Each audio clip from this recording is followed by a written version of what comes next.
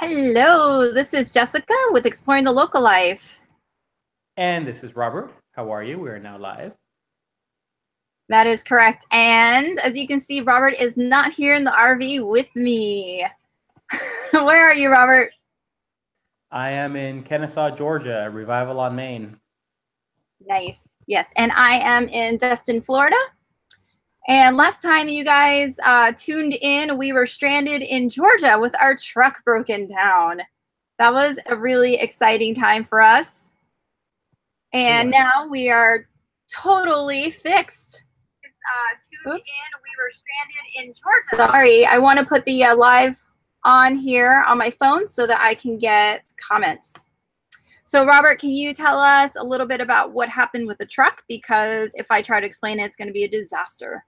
Well, a long time ago, somebody at Ford decided, hey, let's put this 6-liter Navistar engine in our F-250s.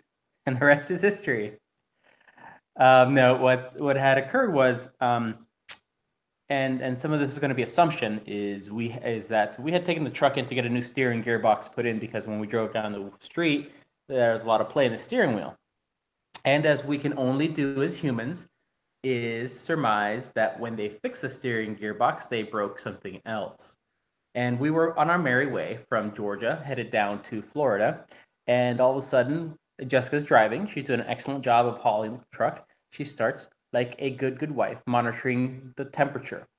And she saw that the temperature was starting to climb a little bit. And she was telling me about this as we're driving. And I said, okay, let's monitor it. But the temperature quickly went from, a reasonable 204, 207, 210, 214.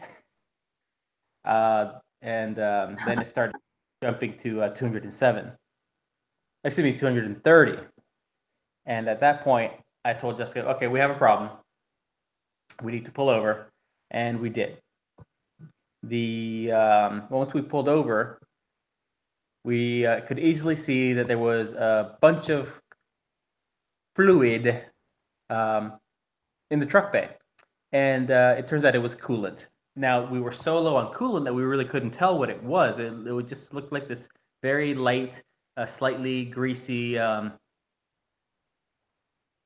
fluid. But it was coolant. And you might think, Robert, coolant's coolant. And if you have a coolant problem, it's going to be everywhere. Well, so much had already been lost that it was just gone. So we knew we had a coolant problem. So we were able to pull over at one of our local Starbucks, like a Starbucks near you. Starbucks open whenever you want it, but not when you really need it. So it was open. It was open. The Starbucks? It was open. What did you say? Oh, frozen? Are you gone? Connection quality is pretty bad. I don't see you half the time now. What? I see you. Okay. Let's give it a minute. Maybe it clears up. Are you losing me? Yeah, I can't see you, and you're broken up when you talk.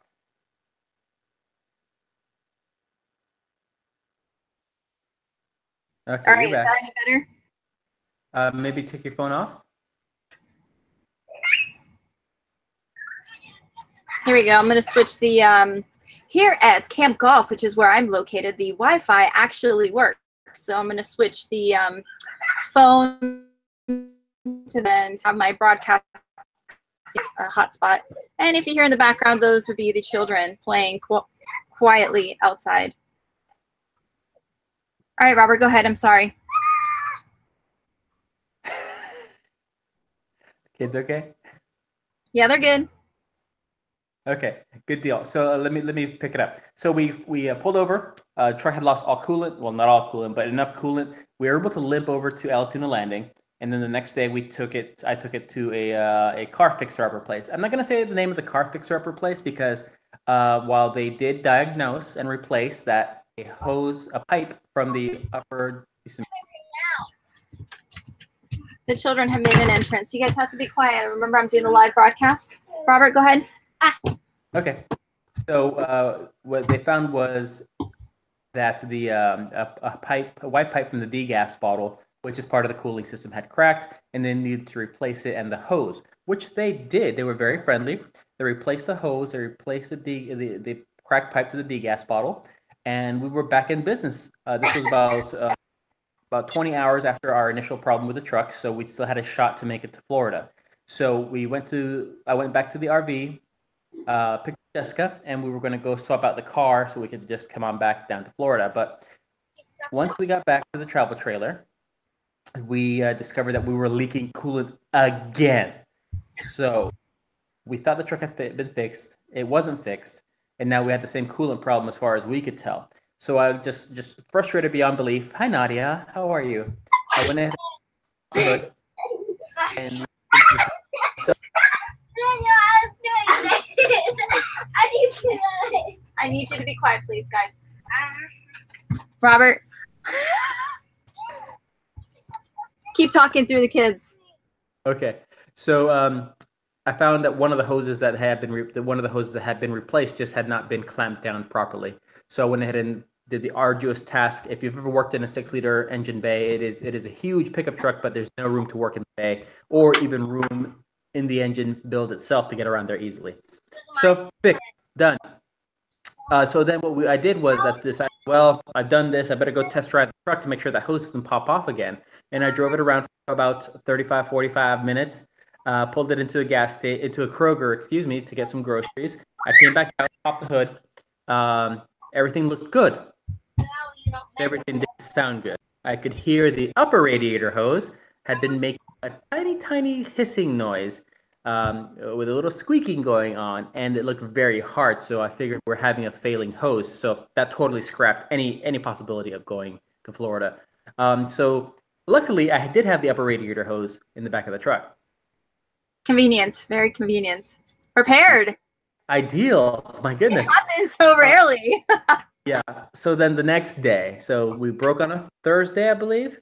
Broke again on Friday when the mechanic didn't put it back together, right? So now it's Saturday. Guess what? We are not going to Florida. So on Saturday. Go back to work on Sunday. On Sunday, yeah. So then on the Saturday, I began the task of removing and replacing the upper radiator hose, which involves removing the battery. If you do it right, you remove the battery, you remove the battery air filter cradle, you remove the air filter, which is the biggest, ridiculous, for no reason, pain in the butt on God's green earth. And then if you want to do it right, you have to at least remove the cold air return hose to the turbo, cold air CAC hose, they call it, which in and of itself is a stupid problem because it's a plastic hose that you're afraid you're going to break. And then putting it back on, once the plastic is cold, it doesn't want to go back on. Anyhow, so long story shorter, I replaced the upper radiator hose, which I actually had to cut off literally with a knife off of the thermostat housing. Put the hose back on. I reclamped the little hose that had become disconnected, like this finger, that had become disconnected. The mechanics messed up. And then I took 30 minutes just for fun and stress of putting the clamp too far down and jamming it behind the water pump and praying to God and worrying and just freaking out about the tiny spaces to work in this truck. So finally got it all together, added some coolant, drove it some more, added some more coolant. Good, right? Well, we're not going to Florida. Next thing, following morning, I go out to start the truck to go to work. It didn't start, right? Didn't start. Didn't start. The battery, the lights came on. You went to crank it, and it was just like electrical. So what was it this time? We had a very bad battery and another not so good battery. Yeah, I gotta love it when one thing goes wrong, then every other thing seems to, it's like a domino effect, you know? Yeah, so another $300 later, we have 2 new batteries and a fully operational truck. Yes, and just in time for you to return to work. Exactly. So we didn't make it down to Florida, and there are still a couple outstanding things we'll need to do to the truck. One of them is get the tires rotated because the initial place that fixed the steering gearbox, and I spoke to on at least 3 distinct occasions to make sure you rotate those tires for me, okay? They didn't do it. They did not, no. But that's okay. We were able to finally get that truck running. Robert worked his days, and then we were able to come down to Florida, which is, we were delayed a week, but we got here safely, and that was fantastic. 100%. Okay. I thought I lost you. Sorry. My this is, what I have running through my head right now? I don't want to know. Mo Money, the video with Mace and P. Diddy. Gosh. So the Mr. Chunkies says the 6.0 Power Stroke is a bad engine. I disagree. I want to see statistics. Nobody actually has any statistics. They all claim.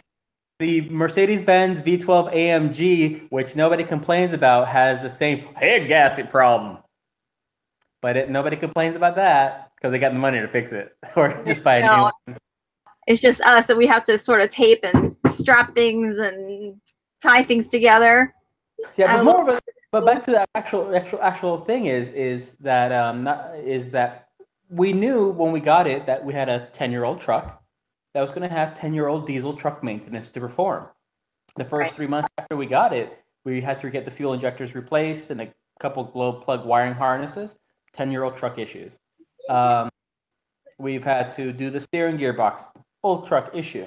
That truck that we have has a gooseneck, had a gooseneck in the back, so we know it had worked pretty hard. Coolant hoses, they have to be replaced. You can almost say that there's some preventative maintenance that we could have been doing already that we haven't done. Considering, I think it's been really fine and safe for us. Yeah. Early on, about the first 2 months into it, the forward drive shaft of the 4x4 failed. Why did it fail? Well, the hubs were kept locked and we didn't know about it. Again, not the truck's fault. It was the previous owner or the dealership, whoever had it before, moved the wheels to full-time lock, and that caused a little bit of additional wear. It shouldn't cause a failure, but who knows how many thousands of miles it drove like that. Yeah. But I guess I would like to tell them why we were even in Florida. Please, Jessica, why were we in Florida? So we were down here filming for Camping World. They're doing a series. What is it? RVing is for everyone. And they had us come down here to Camp Golf to be right on the beach. And we were able to film for 3 days of lots and lots of fun and long days for this video series. And we're really excited. When that comes out, we will definitely share it with you guys. Yep, this was our first time ever working with an actual film crew. And we're talking 4 folks on top of us 4 and 2 cats inside the travel trailer. Let me tell you, it was very cozy. Yes. Yeah, and the crew were super sweet and super nice. I mean, yes, Isaac Aaron Media. Isaac Aaron Media, that's right. That's the name of the filming production company. Yes, and they were really, really great to work with. Really great with the kids. We felt right at home with them, and I mean, I hope to work with them again in the future on something, because they just totally got what we were doing. Absolutely, and this is going to be fantastic practice for us because we're going to be in the RV Nomads documentary. If you guys didn't know that, it starts filming in May, out in Wellington, Texas. Yeah, I think my fellow coworkers are realizing, Robert's going to be gone for 20 days. It's going to be all right. It's going to be all right. They'll be okay. It impacts their work schedule. Okay, you'll be back at the end of the 20 days, so it's all good. That's right. When I'm gone, it just makes them miss me more. There you go. Sorry, so I'm also trying to respond and addressing folks' comments here. That's what I've been looking down. Every time you see me looking down, I am looking at your comments and responding right there. So since Robert was having a discussion about the truck, I didn't want to interrupt that. Hey, Jeff, what would you say, on what level of impressive, from a scale of 1 to 10, how impressive are thunderstorm winds on the beach? Directly on the beach, nothing between you and the water and the waves and the wind. Yeah, let's just say I didn't get a lot of sleep. It was like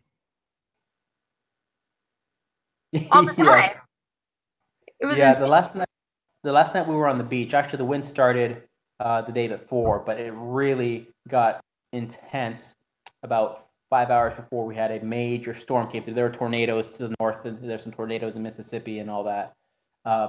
But we were in the travel we took the travel trailer out the last day of shooting, and the last thing we did was drive it up and down Highway 98, crossing a bridge and so forth for the film crew. And we were able to back it again in at night. It wasn't too terrible. Thank you, Oh Jessica. my gosh, yes, it was. Remember, it looked like I was crying. It looked like I was hysterically crying because all the sand, as soon as I opened the truck door to help Robert back in, it all flew right into my eyes, into my contact eyes. It was horrible.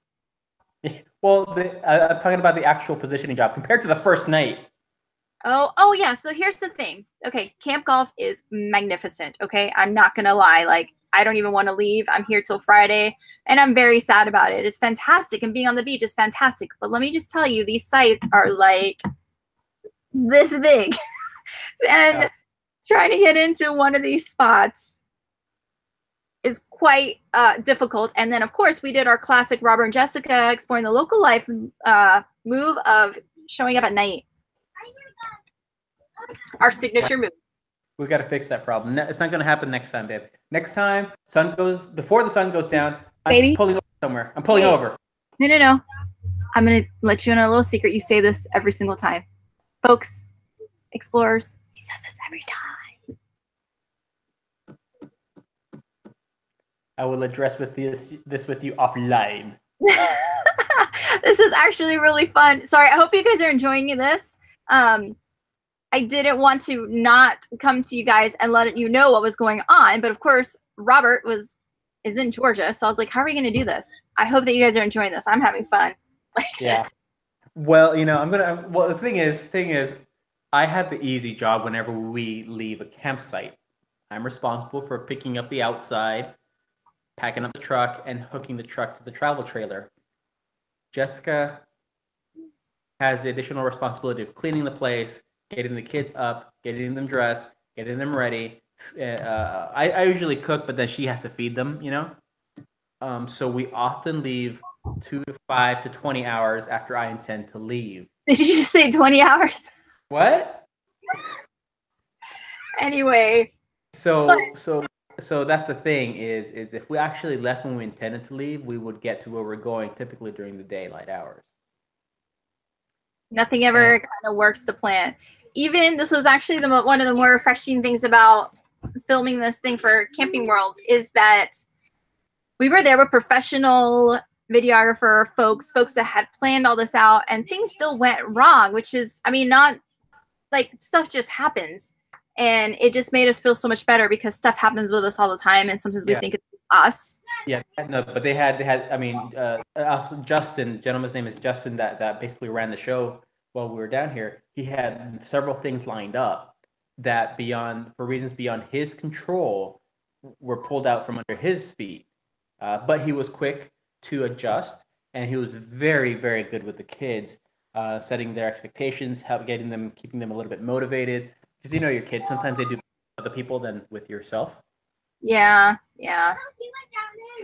But it was just good, reassuring that it isn't necessarily just us, but life. Like, stuff just happens sometimes, and that was good experience. Yeah, and there was 3 days of filming, and even in 3 days of filming, there were long days, and you still couldn't get everything done in them, even with kids available. Absolutely. And for those of you that are wondering about the RV Nomads documentary, I don't know if you guys have heard of it or not. Oh, the cat just came in, so I don't know what's going to happen now. But anyway, it's filming in May, and then it will actually be presented in Wellington, Texas in October during Nomad Fest. Yep. So that's going to be really cool. It's going to be a bunch of RVers. If you guys aren't aware, please look it up, Nomad Fest. So that way maybe you guys can come out and we can meet in person, and we're not going to be the only people there. There's going to be a bunch of folks that you know. Yes. Were you going to say something else? Any questions for us to answer? Yeah, does anybody have any questions? There have been people saying that the Cummins diesel engines are better than Ford engines. Them spitting words.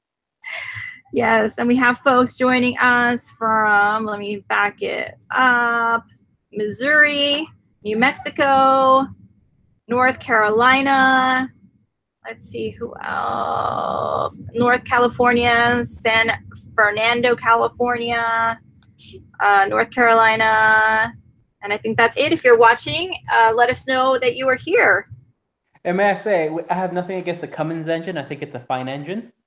It's just not the truck that we have. Yeah. Sorry, I'm responding to there's somebody saying here, Roger, that Camping World never had anything but a bad experience with them. And, you know, it all depends. We had a magnificent experience. Otherwise, we would not have signed up to do something with Camping World. We have only purchased our RV from there. We haven't gone back for service or anything like that. But the experience that we had was absolutely fantastic. We don't regret purchasing our RV from there.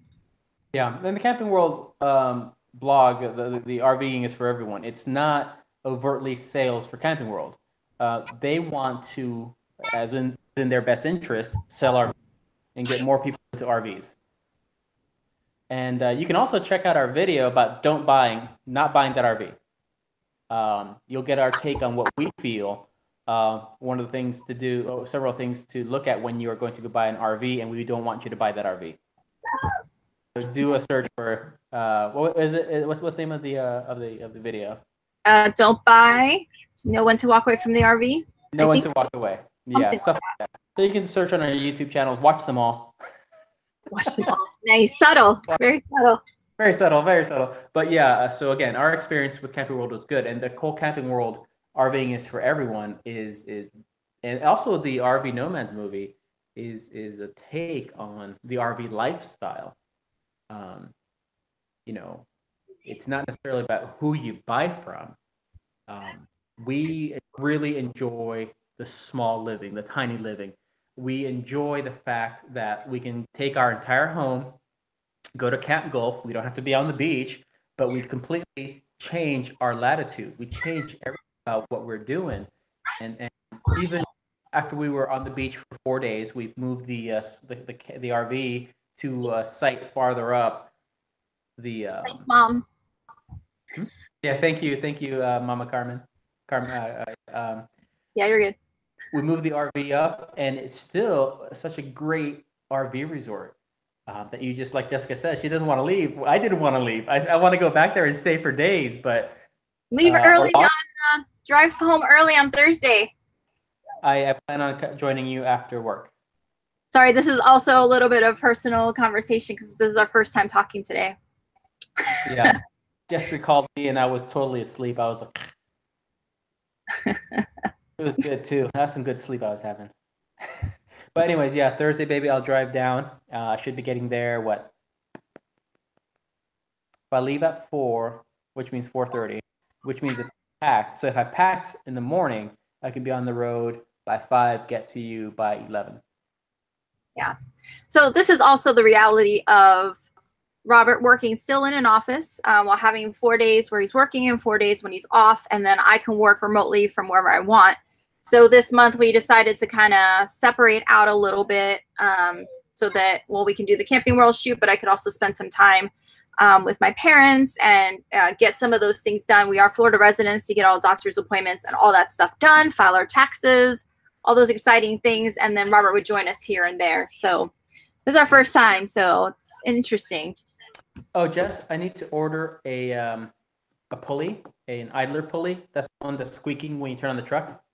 Okay. See, there's more. Have you noticed? Even when the truck's fixed, there's still a little bit more. That's typical maintenance, though. Yeah, so that you hear that squeaking, that horrible, horrible squeaking? Sure. Not really. No. I hear the. All right. Anyways, that's the $30. That's the $30 part. Okay. So does anybody have any questions or anything? I know that we just covered what happened with the truck, how it was fixed. We made it to Florida, why we were in Florida, and I guess upcoming plans just to get stuff done here in Florida, some of the boring stuff, visit family and friends, which is not boring. And then after that, we will be going to Texas so that we can be a part of that documentary, the RV Nomads documentary. My cat Bart just came and joined me. Oh, Bart. And yeah, so Jess, I was going to say something. I'm going to have the pulley shipped to your parents' house.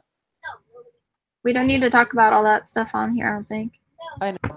Sometimes laundry is entertaining. Maybe. Oh my gosh, I did laundry, guys. How great. This is how great this camp golf is. And I'm not just saying, like, we're paying for this site. We're not getting this for free right now. It's Who are you and what have you done with Jessica? I know, it was fantastic. It's not even that expensive to do the laundry here. Anyway. Dave has a washer dryer in the apartment. Nice. We should have sent more laundry. Robert is currently staying with a friend from work, so. Dave. Hey, Dave. That's right. We gave you a shout out. Thanks, Dave, for housing Robert so that I can be in Florida. Very comfy couch. At the beach. Good stuff. Fall asleep in under 5 minutes on that couch. Nice. And without kids and things getting on you. Meow.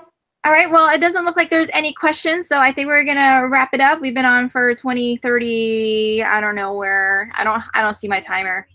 Anyway, thank you guys for joining us, and we will have another video coming